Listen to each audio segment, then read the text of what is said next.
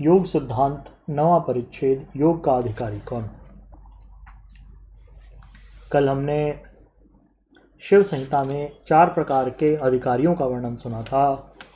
उससे आगे इसी प्रकार का निर्देश योग दर्शन के उपदेष्टा भगवान पतंजलि देव जी ने भी अपने योग दर्शन में स्पष्ट रूप से कर दिया है, जहाँ पर उन्होंने उपाय प्रत्यय और भव प्रत्यय के योगियों का वर्णन किया है। वहाँ पर श्रद्धा, वीर, स्मृति, समाधि, प्रज्ञापूर्वक इतरेशाम यह सूत्र कह करके उपाय प्रत्यय वाले योगियों का अधिकार बतलाया, और वहाँ पर यह भी स्पष्ट रूपेण कह दिया कि तत्रादिमात्रोपायानाम एवं तीव्र संवेगनामासन्नः समाधि लाभः समाधि फल च भवतीति। अर्थात जो साधक उत्तम अधिकारी हो, अधिमात्रतम हो, उसको अति शीघ्र ही समाधि सिद्धि प्राप्त होती है और समाधि सिद्धि को प्राप्त हो जाया करता है। भगवान पतंजलि देव स्पष्ट निर्दिष्ट करते हैं, मृदु माध्यादि मात्रत्वात् ततोपि विशेष।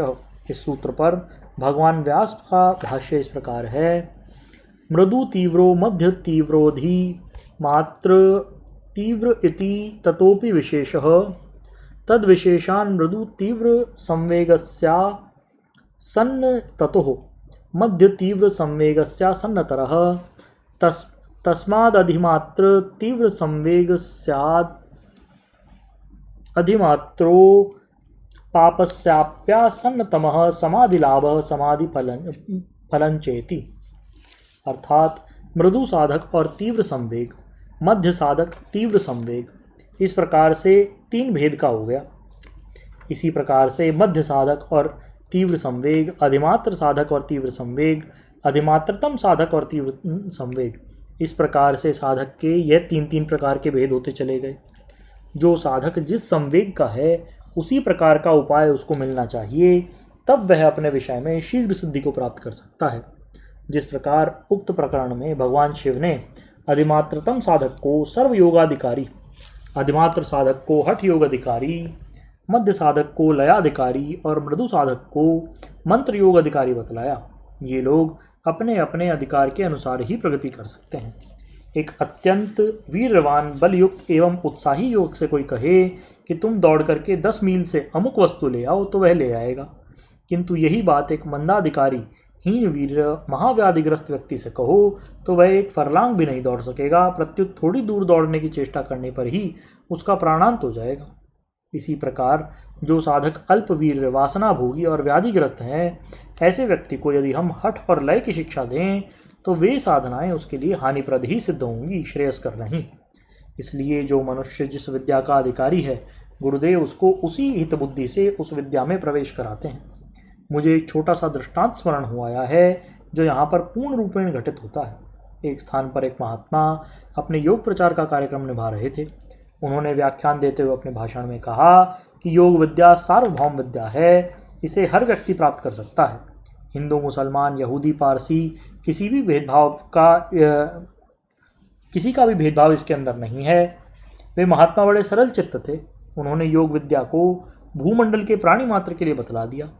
उनके कहने का यह अर्थ तो नहीं था कि उस विषय में वे मृदु, मध्य, अधिमात्रतम आदि भेदों को भी नष्ट भ्रष्ट कर देंगे, किंतु मुंडे मुंडे मतिर्भिन्ना के अनुसार हर प्राणी के मस्तिष्क में न्यारी मतियाँ होती हैं। महात्मा के व्याख्यान को श्रवण करने के अनंतर उनको सरल चित्त समझकर कुछ उच्छृंखल भाव के व्यक्तियों ने योग शिक्षा के लिए कुछ ऐसे व्यक्तियों को तैयार किया जो बिल्कुल निम्न श्रेणी के थे। विद्याहीन, वासना भोगी, जिनका परंपरागत कार्य निकृष्टतम था, वे सब लोग अपनी झाड़ू और टोकरियां उठा करके महात्मा जी के पास पहुँचे और कहा कि महात्मा जी, कल आपका व्याख्यान हमने सुना और सुनकर बड़ी प्रसन्नता हुई। उन सब ने महात्मा द्वारा कथित योग विद्या पर प्रत्येक व्यक्ति का अधिकार विषय कह करके स्वयं को योगाभ्यास का इच्छुक बतलाया। महात्मा ने उत्तर दिया कि हमें बड़ी प्रसन्नता है, तुम लोग इस वट वृक्ष के नीचे बैठो और एकाग्र चित्त होकर के हरे राम राम राम हरे हरे, हरे कृष्ण कृष्ण कृष्ण हरे हरे। कलिसंतराण उपनिषद में कहे गए इस महामंत्र का 2 घंटे अनवरत जप करो। ऐसा करने पर तुम धीरे धीरे उच्चतम योग शिक्षा के अधिकारी बन जाओगे। किंतु वे लोग वस्तुतः योग शिक्षा प्राप्त करने की इच्छा से आए ही नहीं थे। उन लोगों का लक्ष्य तो केवल इतना था कि महात्मा जी हमें योग उपदेश करेंगे या नहीं। जब उन लोगों को इस महामंत्र का उपदेश हुआ तो उन्होंने उत्तर दिया कि ये राम राम का मंत्र तो हम पहले ही जानते हैं, सारा संसार ही जानता है। हम तो उस योग का अभ्यास करेंगे जिस योग का अभ्यास उच्च वर्णों में पैदा होने वाले आपके ब्रह्मचारी कर रहे हैं। महाराज जी ने उनकी मनोवृत्तियों को पहचाना और उन्होंने अपने 2-1 हठाभ्यासियों को बुला करके बद्ध पद्मासन लगवा करके उनके सामने बैठा दिया और कहा कि भाई यदि ऐसी बात है तो ये लोग जो अभ्यास कर रहे हैं वही तुम भी कर लो। अपने पाद तलों को उठा करके जंघा पर जमाओ और उस जमे हुए पैर पर अपने दूसरे पैर के पाद तल को ले जा करके जंघाओं पर जमा दो। अपने दोनों हाथों को पीठ के पीछे से घुमाकर बाएं हाथ से दाहिने पैर के अंगूठे को और दाहिने हाथ से बाएं पैर के अंगूठे को पकड़ लो। मेरुदंड को सीधा रख करके बैठे रहो। इससे तुम्हारा ये आसन सिद्ध हो जाएगा और तुम्हारा ध्यान अभ्यास होने लगेगा।